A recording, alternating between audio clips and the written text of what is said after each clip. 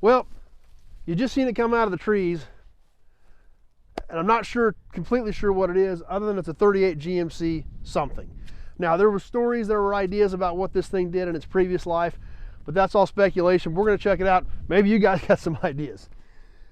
This appears as though it was a half-ton or maybe a 3/4 ton pickup to start life as. It had 6-bolt wheels on the rear, so I think this was originally a pickup chassis, not a big truck chassis. Definitely a 38 GMC. This is a very unique nose to this 38 GMC that looks super cool. And it really still looks pretty decent. It's got a few dings and dents in some of this grill stuff. The super cool GMC badges here. Old cables from probably some of the old controls that they used to have on whatever this thing was. Original front bumper. Front fenders are banged up a little bit, but I mean, all this stuff looks fixable. Hood looks pretty decent. All this super cool GMC stuff still looks pretty good. Even these little whiskers on the front of the hood. Now, under the hood, engine's still there, but it's a mess.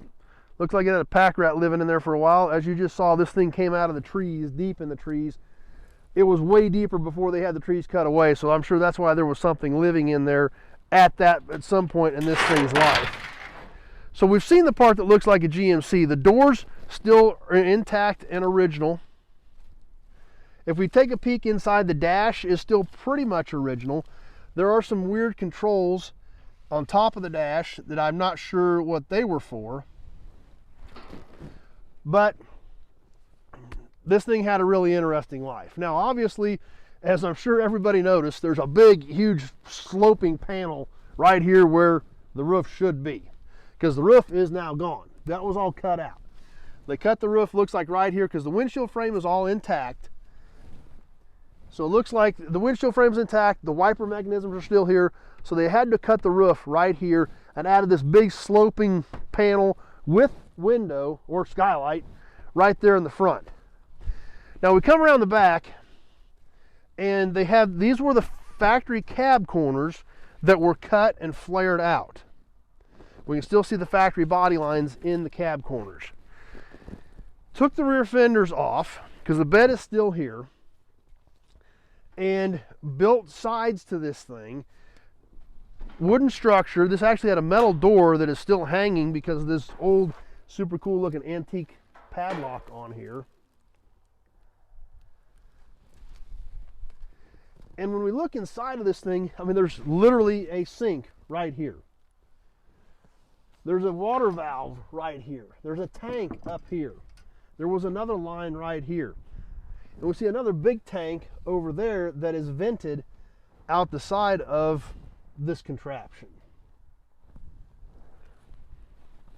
We see all this chicken wire still attached that came straight off the back on all the way around of the big top area of this thing. We see another door laying in here that is also painted like the truck, that was somehow or another a part of this contraption because of the way it was painted. This looks like it was an old appliance door, but it was somehow or another converted into whatever this was. Check out the hinges on this thing. Super cool Art Deco style hinges on those doors.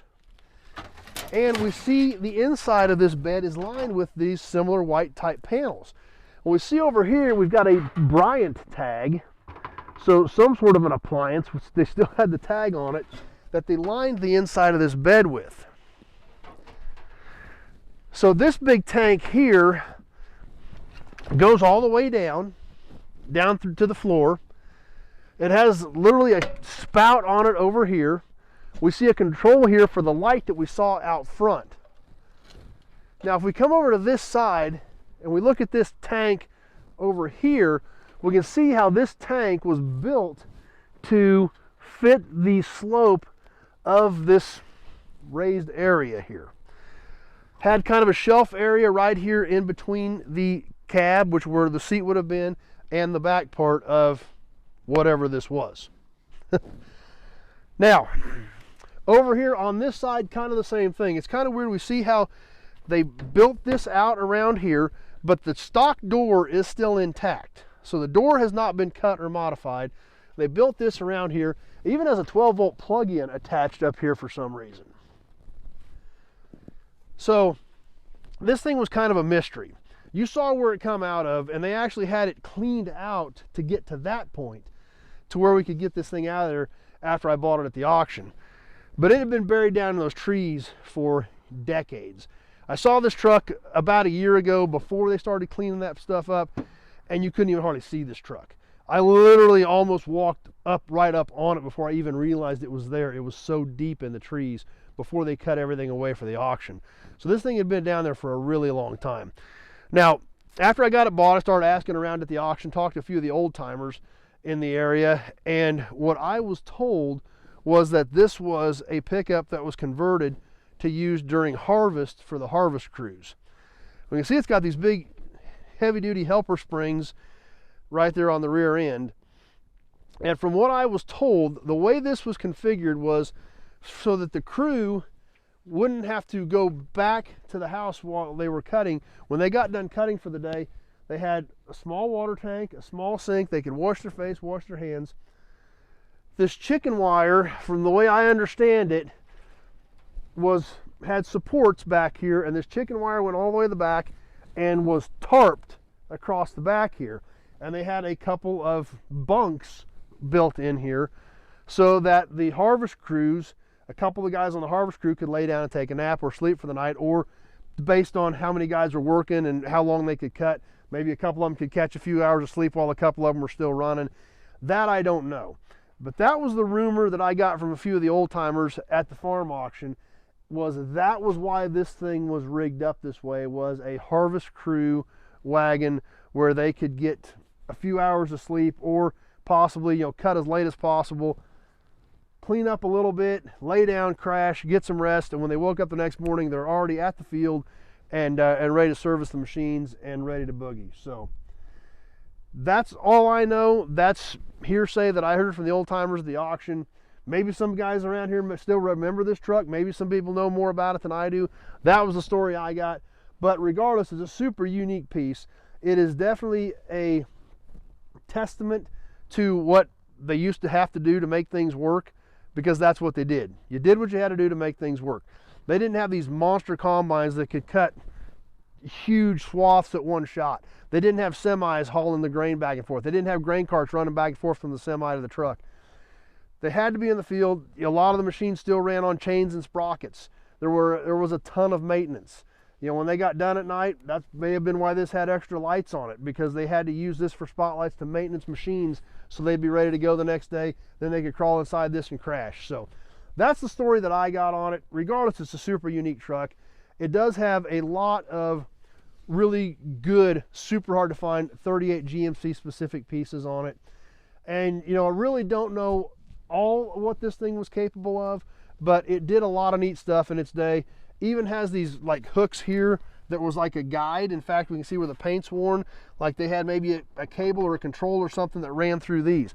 Maybe that was what part of the cable was on the front of the truck. Maybe it ran back here for part of this stuff. Who knows?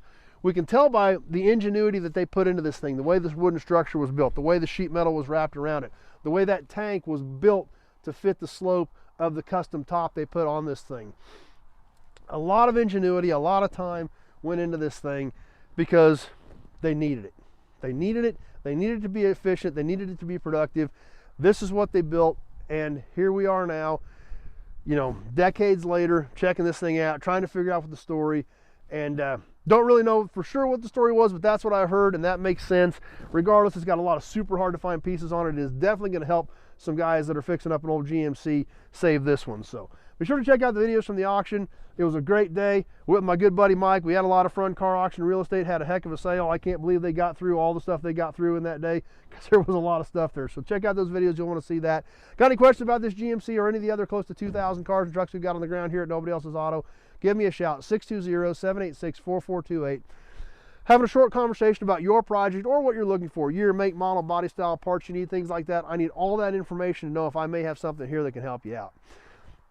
Texts, emails, none of that stuff is ever complete. So just call me, and that way I can get the information from you. You like the old Jimmy? You like old cars and trucks? Be sure to check out the channel, Nobody Show. It's that's all we do on here, old cars, trucks, memorabilia. That's about all I know, so that's about all we can talk about. So check out the channel. Be sure to click that subscribe button and click that notification button as well. We do a lot of cool live stuff on here you don't want to miss. Hope you like the old Jimmy. Stay tuned. I've been bringing a lot of cool stuff in. We got a lot more cool videos coming up. We sure hope to see you on the next one. Thanks for watching, everybody.